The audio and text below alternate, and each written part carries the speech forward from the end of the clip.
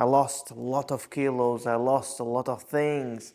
I'm working hours and hours and hours without end on a business that doesn't exist yet. On dreams that are not here, like you have those dreams, but you don't really have them, right? It's your imagination. You believe you can achieve them, but it's not really certain. And going on this self-improvement journey, it's I don't know. Some days you have so much power, you have so much strength, you have so much belief in yourself, and then there are days, weeks, where it's nothing. You don't feel nothing. You just feel tired, you feel exhausted. I'm feeling exhausted. I've been feeling exhausted for the last week or so. I go to the gym every single day. I train to failure every single day. It's too much, but I do it. And even though my brain thinks, hey, this is too much, you're pushing yourself, don't burn out, don't burn out, I still don't give me, I don't still give myself the choice to stop. I continue and I will continue because it's my life now. I sometimes think, oh, it should be easier. But I know that I don't have very average dreams. I know I want something most people don't even dream about. And for that, I need to train, I need to work endless hours, I need to do all those things. And it's not easy. And I'm trying to be like so real here, right? Just take it out and speak to an unknown stranger that I don't know. Maybe they'll make fun of this, but I'm certain of this. I'm certain of where I want to go, what I want to do, but you never know where to go. You have so many things to do, you have so many ways to improve, but when you have too many things to do, you never know what to do. If I don't make a to-do list, if I don't make a plan, if I don't make nothing, I end up sitting at home all day, looking at the fucking computer, thinking, oh, give me ideas, God. Give me something that I can use, and nothing comes out. When I don't have a plan, when I don't have something specific. And it's embarrassing, because you go to school, you live all your life in school, you have things to do. People tell you what to do. Okay, you have to do this, you have to pass the test, you have to go, and if you pass the test, you go for next year. And this year, all these tests, all these things coming at you, all this to-do list. And then you finish school. What to do now? Okay, let's go to college. I mean, that's the way to go, right? Because you have nothing to do. What are you going to do? Stay at home? It's like they were teaching you to get controlled. And when there's nobody to control you, you don't do nothing. You're like a robot without program. You're just sitting at home. You probably go to play video games, watch some pornography, because you literally are without a purpose. You don't have a program. After that, you go to college. Okay. So what about college? 3, 4, 5 years, and you continue to do the tests. Maybe you'll drink some, yeah, and you will learn that you shouldn't drink because you'll drink too much. And then you finish college. And what now?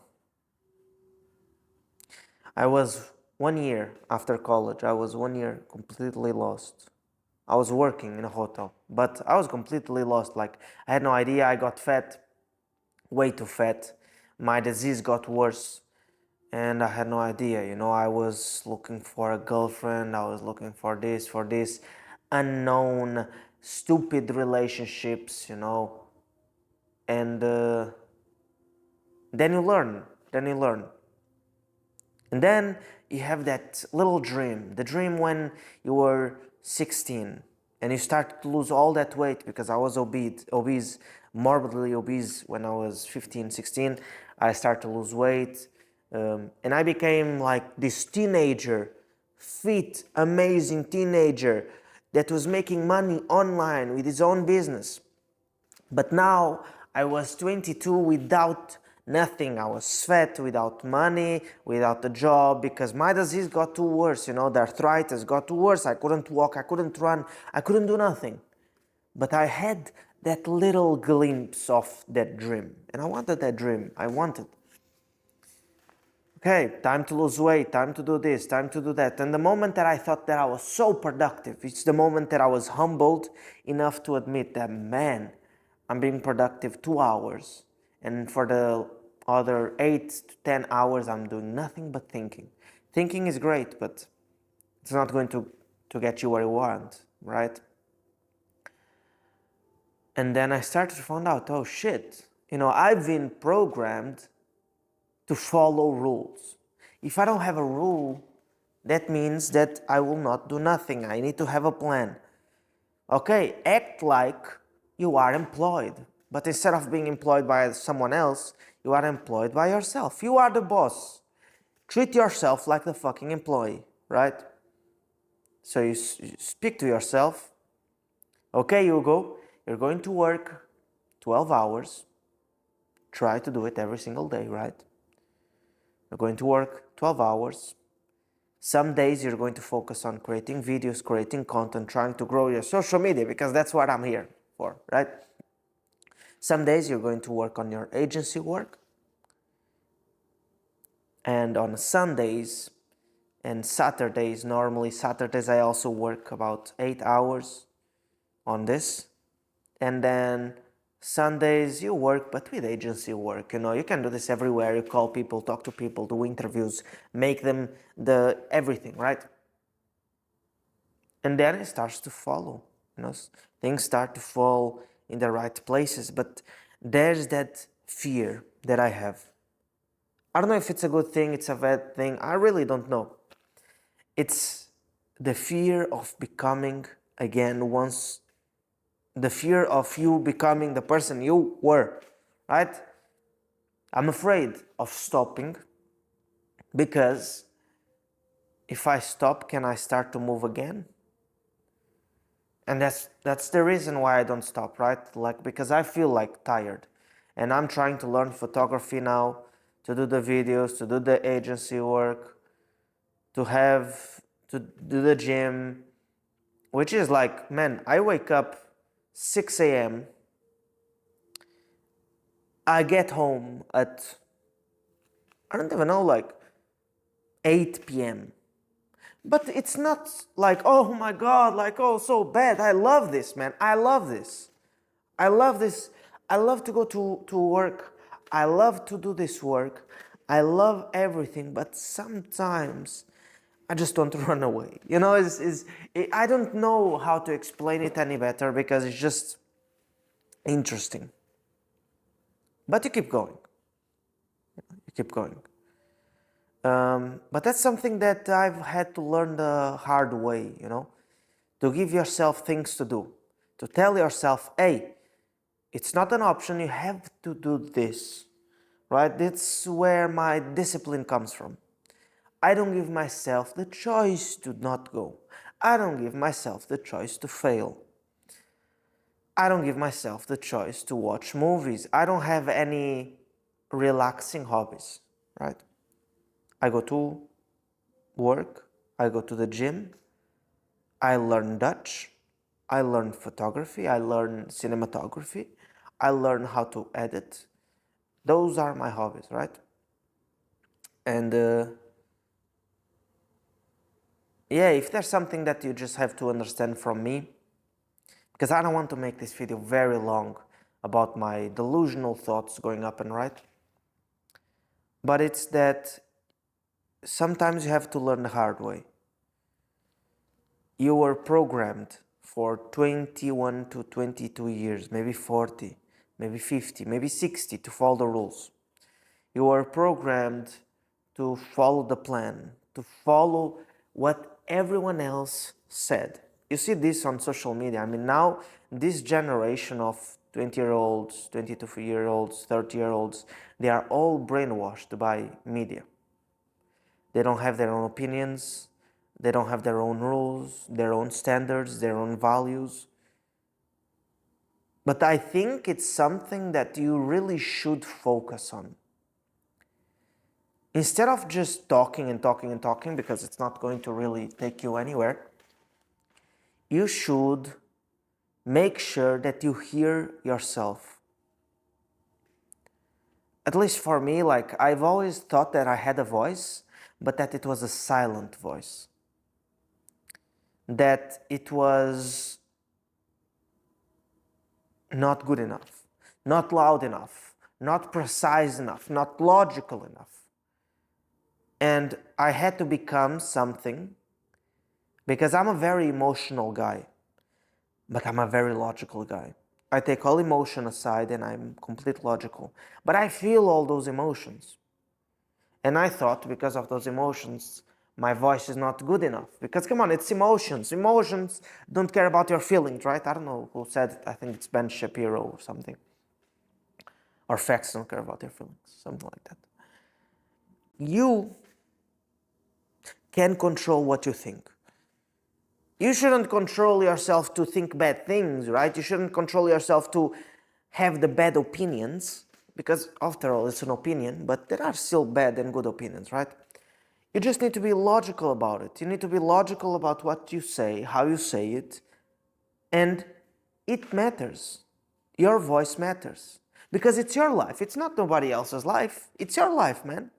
So don't you think that you should make sure that you make your own rules, make your own plans, make your own ideas, make your own future? Because if you don't, if you just say, I'm going to follow the rules, guess what will happen? What will happen to everybody else? And trust me, it's not good to be everybody else. It's not good to be me, it's not good to be you, it's not good to be nobody. Because yes, there are stupid people out there that don't have thoughts, right? I found out that a lot of people don't have their own voice inside their head. But for the people that have it, they already know it's hard enough to speak to yourself, because you insult yourself, you speak, you try, and then you have the voices of others and the voices of school and the college and the problems and society and the standards and the values, and you are nothing and you are everything and this and this and this. And it's a lot of rules. It's a lot of, you shouldn't do this, you should do that, you shouldn't risk it, you shouldn't focus on that. You're going to lose all your future, you're going to end up homeless. Whatever they say. But I know for a fact that the people that follow the rules will die according to their rules and will die empty. The people that never took a risk in their life will die empty. I don't like discomfort, but I love it. Because every day that I do my best, I come to my bed and I'm tired. I'm not any tired, I'm that good tired. I'm that proud tired. I'm only proud when that happens. When I get home and I'm like, damn, there was nothing that I could have done that would make this life better, that would make this day more productive, because I did everything I could. And that is the best feeling. The proud moment of when you look yourself in the mirror and you see the abs coming in and you see the arms growing. And now you can do so many more push-ups. You can run so many more kilometers. And a lot of times they ask me, why do you work out? Because in the moments that I feel bad, in the moments that I feel like I did nothing all day, I had zero progress all this year, I look in the mirror and I see, man, I look good. I have strength. I have so many new records. And that moment I feel, man, you did nothing? What are you talking about? And you did so many things, like only on your fitness journey, only on that, because most people work and they have one focus, get in shape. And I have 10 focuses, right? One is get in shape. And the one that for most people is all their life, for me, it's like growing big, like you see the difference, you can feel it. You feel the fucking power. And I feel like, oh shit, you are improving. Keep going. And it's the small things.